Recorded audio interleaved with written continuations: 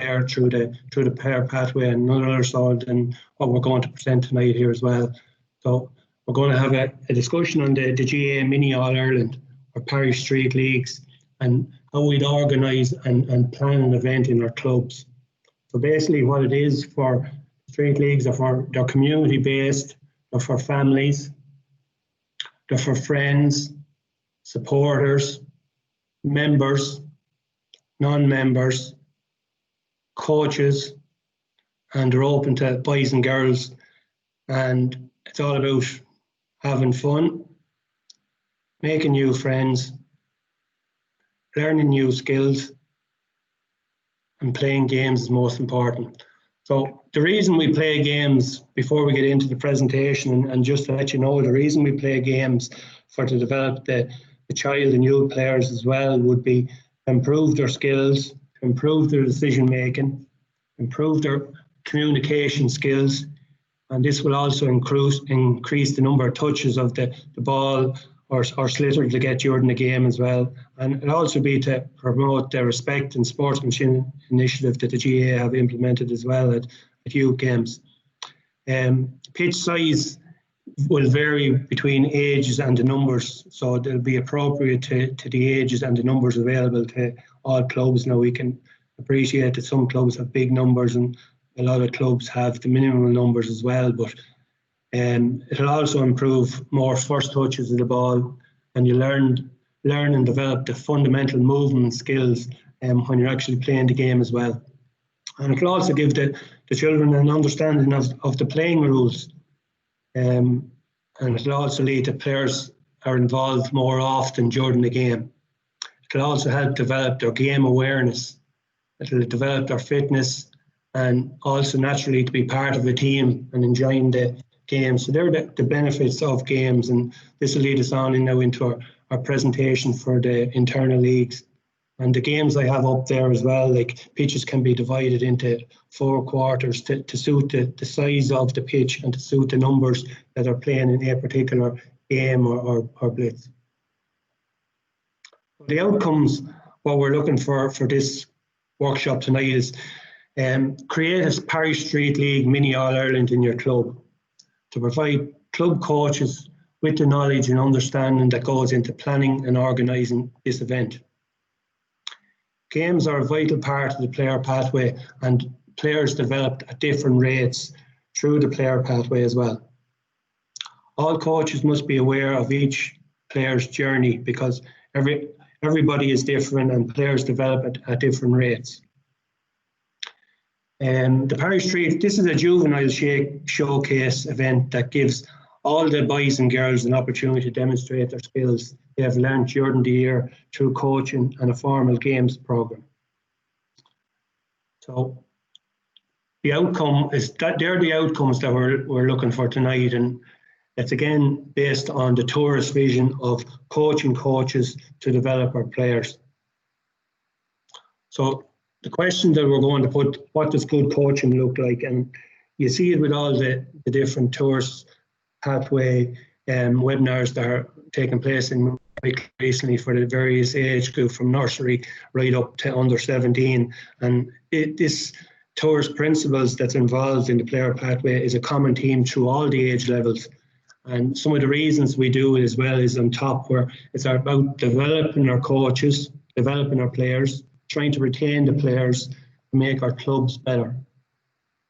So the first one on the tourist principles would be, for to highlight the tourists, would be that this game would be testing. We choose, adapt the activities to challenge the players, and you'll see from later on in the presentation how we go about doing this as well. They also provide unique understanding each player has an individual needs.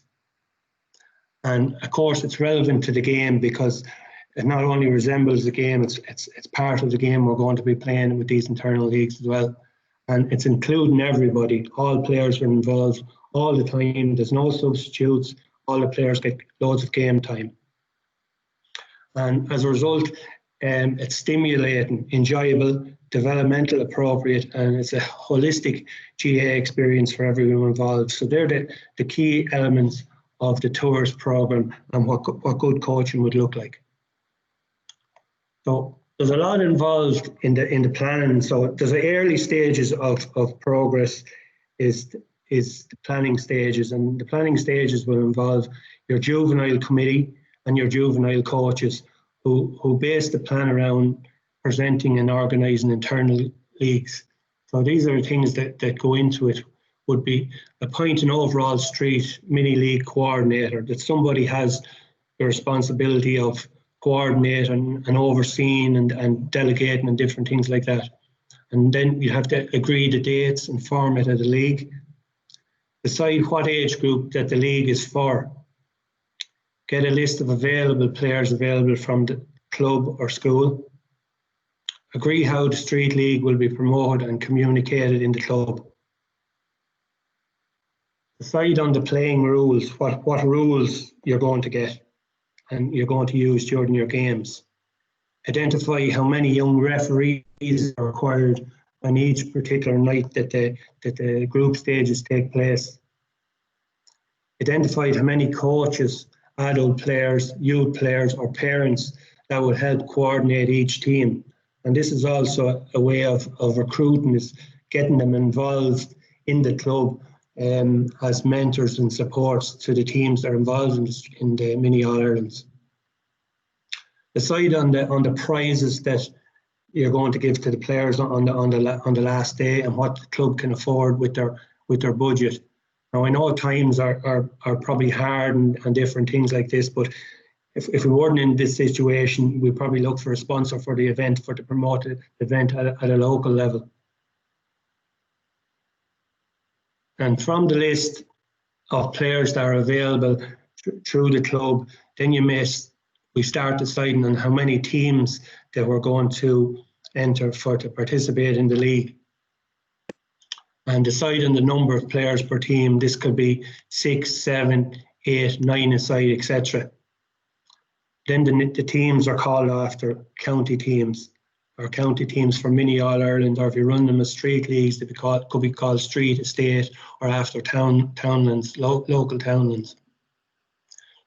This is where the kind of the thing you get the coaches involved, where the players are graded in a row across all teams, so teams are equally balanced. So you'd have your first age group and your coach sitting down and dividing equally along a line, then your next age group and your next age group. So we'd have some sort of a balanced teams before the competition commences. And the key thing to involve in all the players is all players must play, that there are no substitutes. Appoint the coordinators, coaches to each of the teams. Organise jersey, bibs or different colour t-shirts for the teams to be able to identify them when they take the field and when they're playing against one another. Plan the fixture schedule and timings for all games. So this is a kind of a fixtures program you do up, and a schedule when the games are going to take place.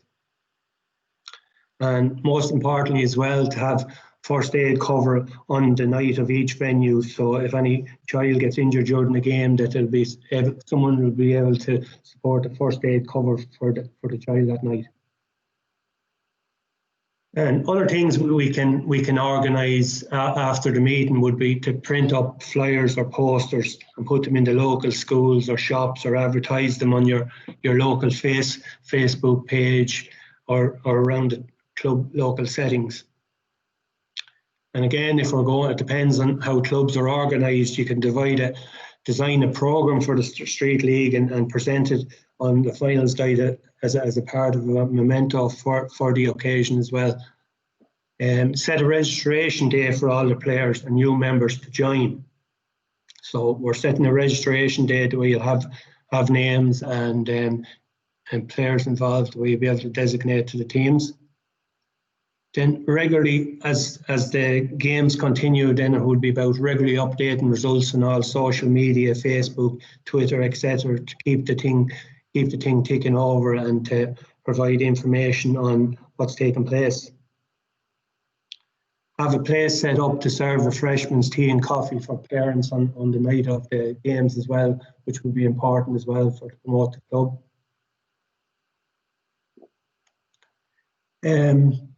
Organise somebody to video the event, because this, if you make it out to be a great occasion, you'd have a memento of the event, and then it could act as a promotional tool for promoting future mini All-Irelands in the club or whatever, where you're promoting it a couple of weeks before the event with this promotional video.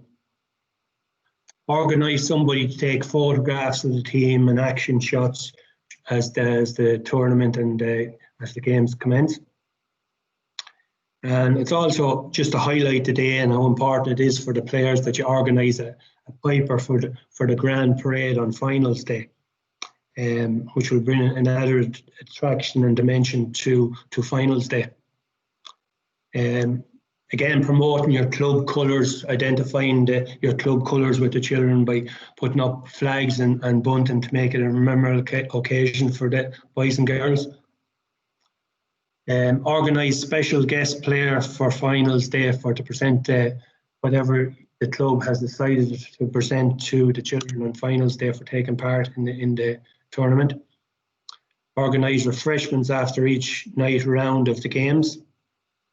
And again, organising a barbecue for finals day. The idea here would be try to make finals day a family day when we're involving all the parents and supporters of the children and making it a great occasion. Organise your medals or club pennants, whatever you're going to present to the players on the last day. Now, these are some of the promotional posters that clubs that have set up and organised mini All-Irelands around the country in different clubs and in different provinces, how they go about promoting it with posters and things like that. And just for your information on that, there's an app on the App Store. It's called Canva, and this is a free design tool that you can use on your phone or on your laptop for to devise posters and design posters such as you see here in front of you. And the app is free, and it's very easy to get around the app, and you're able to insert your own photographs from previous training sessions or anything to promote it. So I'd encourage anyone that's on this or that's into any promotion in juvenile affairs to download that Canva app on the App Store and see can you navigate yourself around it. It's something we're going to probably do as a future webinar here in Wicklow. We'll have a webinar on how clubs can use it and get the best benefit out of it as a promotional tool in their own club as well.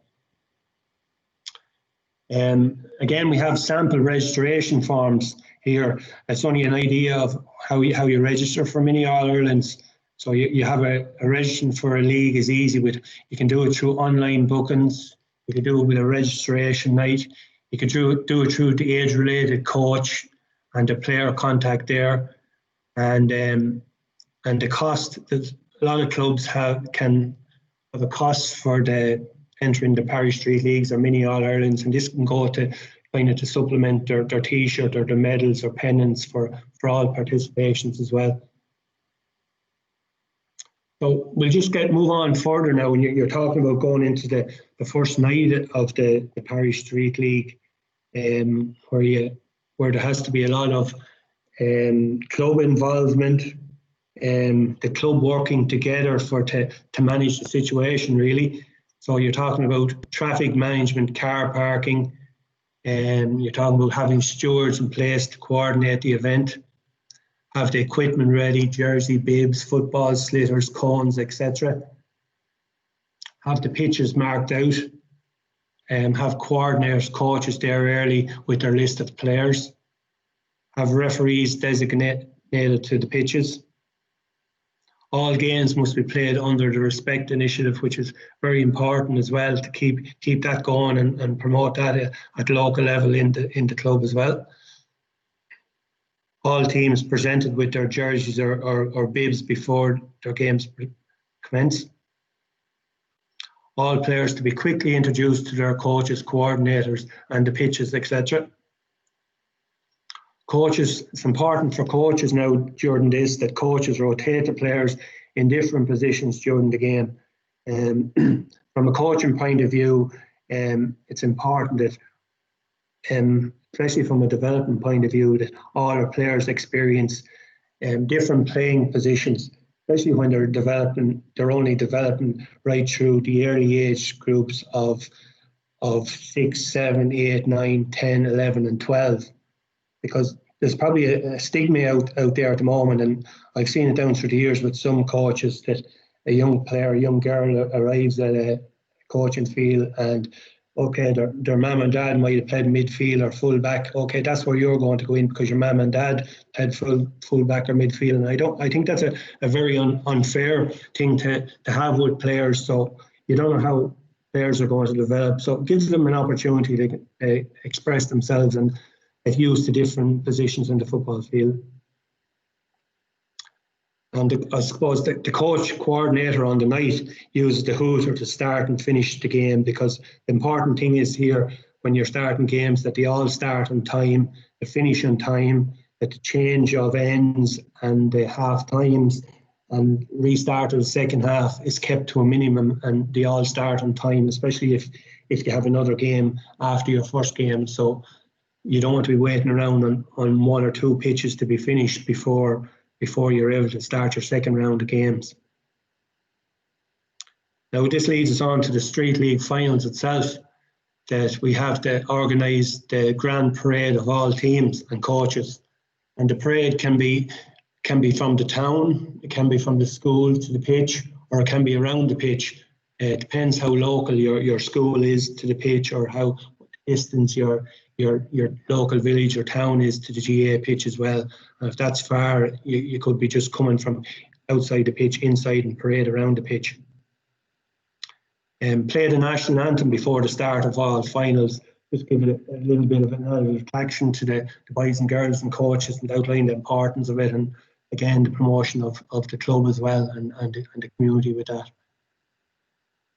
I have this one in red for a reason, that all finals can be run at the same time on different pitches involving young players and older players, or you could separate the finals, have the younger finals played before the older finals, or stagger the finals so they can be run one after another based around a family fun day where you're all encouraging the family to watch each final.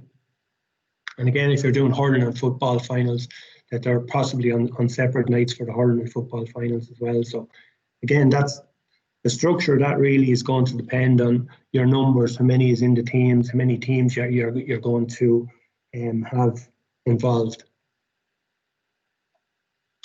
Every child to invite their parents and families to the finals night and to the local nights as well.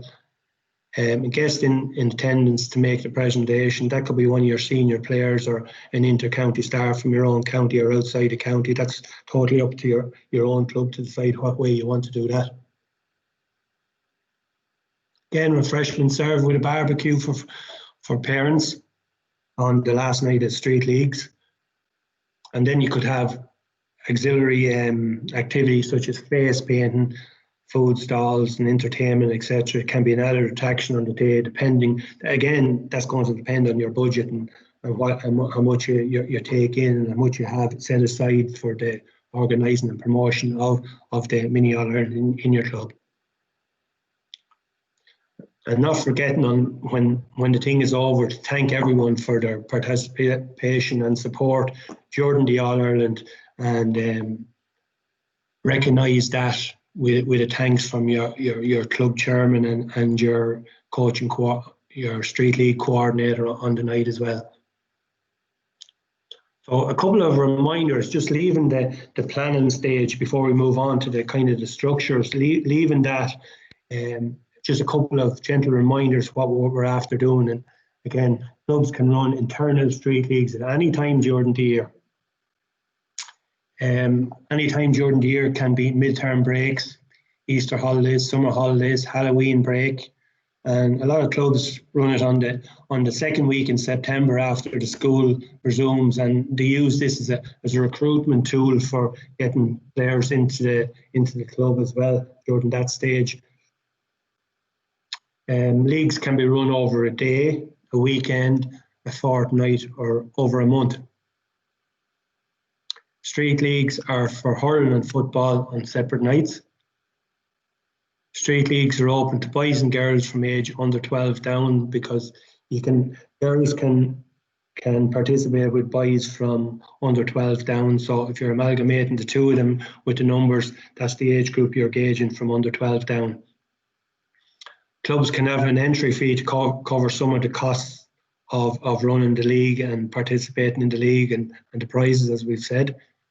Street leagues can be run as go games, possibly for 6, 7, 8, 9, 10 and 12-year-olds, or it can also be run as super games for under 13, 14, 15, 16 and 17-year-olds as well, again depending on your numbers and the breakdown of what you have.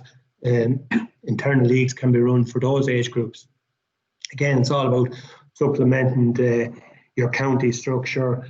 It's supplementing the gaps when there's breaks in fixtures at local level, that clubs can run these at any time during the year as well. So leagues can be organised on weeknights, on Saturdays or Sunday mornings or afternoons.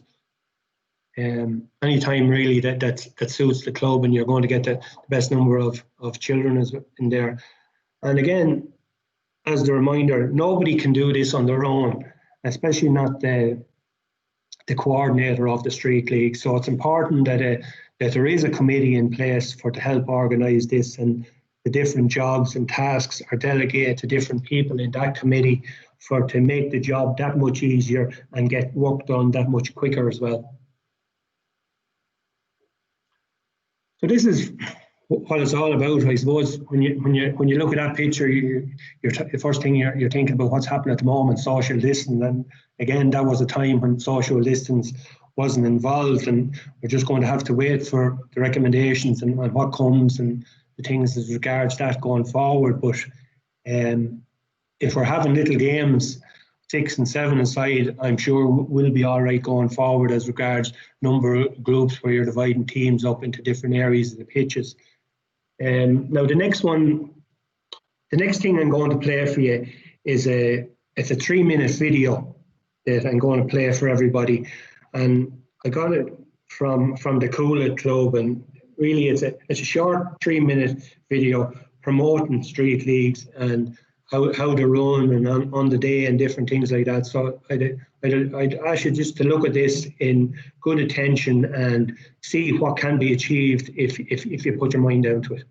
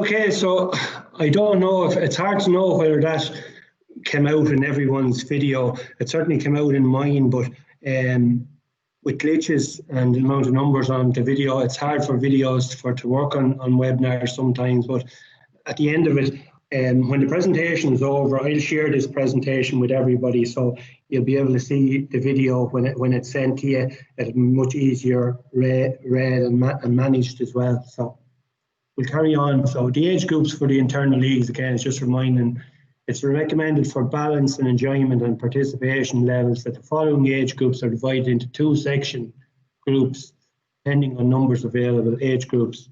You'll be talking about a league for under 6, 7, 8 and 9, and a second league for 10, 11 and 12. Again, this would be dependent on numbers. And I just take it from a point of view, I mention it now, that there might be a club on this call at the moment, and they're saying, gee, we wouldn't get that numbers, or we wouldn't have anything for to be able to manage that. What I'd be saying to you, if there's clubs in a region where there's small clubs, maybe in a region of maybe 5 kilometres away from each other, 10 kilometres away from each other, and you're all in the same condition where groups and numbers are limited to that particular area, that the clubs could join up together for to run a street league where you'd have more help and more coaches available, and you could run the street leagues in different venues and around the 3 clubs or 2 clubs if necessary as well. That'd be another alternative for clubs with smaller numbers. A debrief, again, there's a sample debrief of the street league rules. So this is a presentation or a rules that can be given to coaches, referees, parents. It'll be highlighted with when you're promoting the mini league, when you're making the highlights and information, that this would be part of the whole package where you'd have your games and the rules of the games, the scoring, the rules, the subs, that everybody gets to play, players, what to bring to the street leagues, and the coaches, what you're looking for the coaches to interact with the children and things like that. So that's a checklist and a rules debrief that you could use. Again, these are only ideas I've put down on a template for you. Some clubs might have their own ideas or other areas they might want to focus on, but the important thing is, first of all, is getting them down on paper and looking at them, because it's very difficult when you arrive on the night of a thing and you're trying to make things up. Will I do it this way? Will I do it that way? It's important to have everything in a format written down, and that's the guide then you go by for your entire league.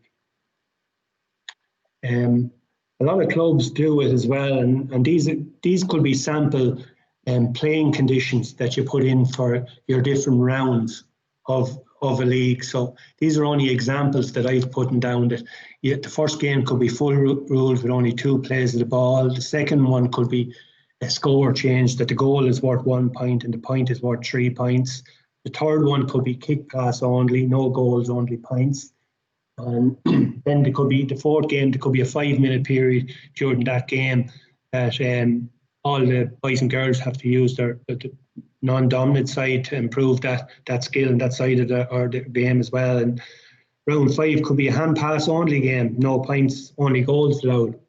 And just on to be confirmed that you might have some ideas yourself that you'd like to put into as rules. And then you play the last round of finals with the full rules where they only have 2 plays to the ball. But again, while stressed down at the end, rule changes for the younger, older teams, this can be optional. It's something that you could put in. It's something that you could look at for the development of children. I'm not saying you have to do it, but it's something that some clubs encourage as well as part of for children playing the game. Now we just have I'll just go through kind of the basics of Organise and how you set it up. That you have this is a mini All-Ireland with 8 teams. Where you have your 8 teams, you have a team list where you're highlighting, you're putting all the children who I was talking about earlier, your 6s, you're putting them all across the line. in each team there. That's how you put your sevens all across the next line along with each of the teams, and you'll work your way down right through the different age groups, or whichever age group you're targeting, to make sure the teams are balanced. And it'll be the coaches that'll be making the judging the coaches that have those age groups. And then you have to record a league table, which are going to keep it updated each week. And this is a sample league table as regards putting in scores. And the scoring system that I'd particularly be using, and that I'd be looking for clubs to use, would be 3 points for a win, 2 points for a draw, and if you lose, you get 1 point. Or just playing the game, you get 1 point. Just when you look at a league table after, if they're slightly distorted with as regards points and results, the teams will have some sort of accumulated points on our league table. And again, some of the sample rules, if you have 2 plays of the ball, or if you're doing the hurling, but they only stole up 15 metres with the sliotar as well. Because imagine you're going to have the teams in such a small space as well, if you have a number of teams inactive. And then you have your fixtures program. So your fixtures program for round 1, round 2, and round 3. You have your pitches identified, numbered on the pitches, from pitches 1 to 4, and you're highlighting what a particular team is playing on what pitch on each particular night as well. And the coaches will all have this information. You have your starting time and your round time. So imagine that's round one night. Then you go into round 4 and 5 where you have your pitches. You're starting a little bit earlier for the finals night, but you have your pitches identified, time start, and what team plays what team. So that's round 4 to 6. And then round 7, you could be incorporating round 7 with the finals day itself, where they play the last round of the league. And then after the last round, all teams are still involved right up to the finals. There's no one sitting out. Every one of the teams that take part in round 1 will be playing in round 7 and will play in the finals on the last day as well. So you can have your cup, shield, plate and trophy. And then the teams are graded in relation to the final places on the league table, where you have 1 versus 2, 3 versus 4, 5 versus 6, and 7 versus 8. And that's your fixtures. Then another way of recording them, where you're putting your scores in. When the coordinator's going around getting the scores from the referees, you're able to set out a recording of scores. Dublin 3-5, Cork 1-6, or whatever the scores, and then you're able to put the name of the referee who's responsible for that game, and kind of fill up your weeks as they go by, recording that information, which is going to be relevant to the end in the finals night. So that's for round 4, round 5, round 6, and round 7, and then you have your finals night there as well. So that's recording the scores. We're getting close to the end, and this is probably the last slide as regards from where you're planning ahead. You're using a checklist. It's really about putting the plan together in an organised template where you're checking and reviewing completed tasks when you're designated them. So just take the first one, for instance, where you get a list of players from a club or school, who's responsible for it, and the day it has to be completed by. So you're putting all the different action points, some hints on how to do it, and then identifying what member of your organising committee is responsible for it, and give them a date that it has to be completed. So you're able to have the street league prepared in time, run in time, starting in time, and finishing in time. So that's just a plan ahead checklist for promoting our street league. So as I said,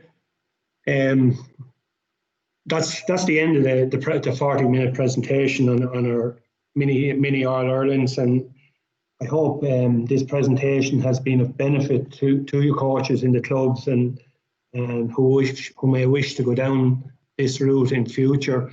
So together there would have been a guide, step by step if you like, on a way how a club could interact with their coaches, interact with their players, and take steps to devising internal street leagues. So that's my presentation. If anybody would like to ask any questions on the presentation, or if they would like further clarity on any of the slides that I'm after presenting there over the last few minutes there, if you can type into your chat box there, and Paul will feed back the different questions there, and we'll try to answer the questions as best we can. I'm not saying we have all the answers for everyone with what you're going to forward, but we'll try to ask them as best we can. And if anyone else that's on the call knows a better idea or knows a better answer to any of the questions, please feel free to open your mic, and you can discuss it with everybody as well. So thanks very much, and if anyone's any questions there, you can feed them into the chat box. Thank you. Yeah, thanks, Hugh. Just while people are putting in questions there, from my point of view, how beneficial do you think the mini All-Irelands or street leagues are to clubs, and maybe like what's the main benefit you would see coming from running these in a club like? Well, the main benefit I'd see, Paul, would be getting all your young players in the club, getting them together as a club, as a community spirit, and letting them identify with all the different age groups in the club. Like if I'm coming in as a 6-year-old and they're there, and their parents are there, and they're looking at under 12 mini All-Ireland finals, they're saying to themselves, I've another few years to go to get into that, and I have to keep working on my skills and developing as a player and listen to my coaches to improve that way. It'll also highlight the club activity to the parents and to encourage them to get involved with clubs. So that's the area that I'd see the benefit to the club in this. Very good. Yeah, some questions coming in here. How to deal with uneven numbers, Hugh? So if you have enough kids, so if every team had 9 players, for example, or say one team had 10 and one had 9 there, how do you deal with that? Like missing, if there's players missing per rounds or per. Yeah, well, that's going to happen, and naturally you're not going to get everybody there to on each night belonging to each team. So that'll be up to the coaches to coordinate in a kind of a fair adjudicating to say that might be you can have this player for the first half of the game, and in the second half he goes with the other team as regards balancing on even numbers. Okay, very good. Another one here then. So one of the main objectives is to attract new players in the club. What are the best strategies to get them interested and involved? I suppose, the best strategies to get them interested and involved is targeting them in the local primary schools, first of all through a club school link program, to get them involved and make sure that the notice board, and making sure that they're involved in the club, and giving them little messages to bring home to their parents about club activities, about training times and different things like this. Because the first job, Paul, that I'd say is getting them to the club. That's the biggest thing. Once they're in the club, you have a better chance of encouraging and maintaining them and progressing them. But they have to get into the club area first. They have to get into the club scene to experience that first. And I suppose after a couple of times, parents, players will judge for themselves, and they say this is for me or it's not for me. And it's up to you as coaches and club to make sure and identify and get the players involved, basically. Yeah, very good. Just another one here. How does club insurance work with non-member players, as the injury fund would not apply? So if they're not a member. Yeah, well, I think this is a kind of a grey area in the club as well now, with the GA and things like that. And the way I look at that, and I look at it from a cool camp point of view as well. Like, children going to the cool camps are not members of the clubs, and they're still covered by GAA. But when they're signing the registration form, the important thing to point out on that registration form would be a section in it that if you wish to become a member of the club, you can sign a membership form. Our parents will have to sign a consent form, first of all, that they're agreeing for their child to take part in this club activity despite not being a member of the club. And, you know, everything, if they get injured and kind of that it won't reflect in the club, or the club won't be held responsibility. I suppose that's an area that clubs may look at for that. Okay, very good.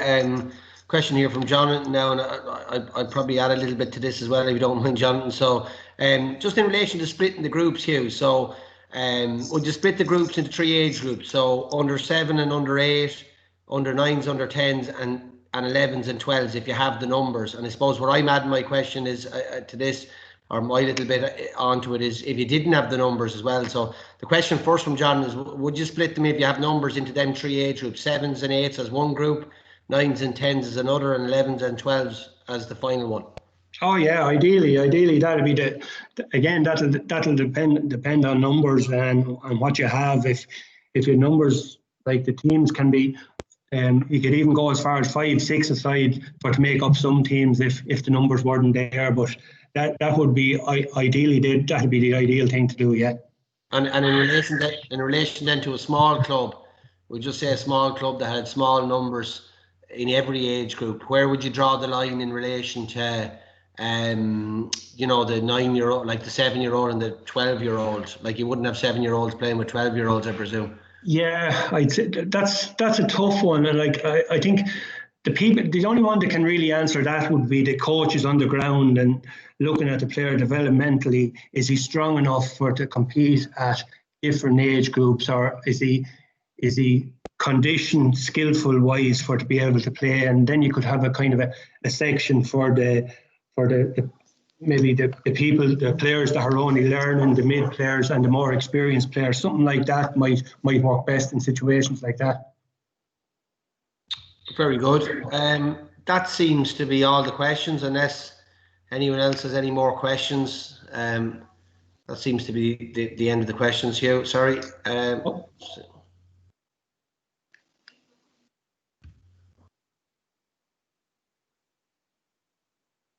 Another question there, Paul? Yeah, sorry, just coming in here. Yeah. So with under 11 games on Wednesday from April to October, would it be hard to fit in street leagues? Would a street league be better benefit to players than a typical training session? Yeah, possibly. What you could look at setting a certain amount of time during the year, and say, like, if they've got maybe the basis of a number of training sessions behind them at the earlier part of the year, that you're blocking off a certain amount of weeks that you're only running this game and you're using it as your training session. I'd certainly be all for that as well. Yeah, definitely. Okay, that seems to be it, Hugh, in relation to questions. Okay, thanks very much. Just like to thank everyone for coming on the webinar tonight. Just to remind everyone, we have 3 webinars next week. Monday with Philip Campion, there's a hurling one. Wednesday with myself and Garrett Doyle of football, 14 to 15-year-old, and then there's a coaching coordinator one next Friday. So thanks again for joining in tonight, and look after yourselves, and we'll see you next week. Thanks, guys. Cheers.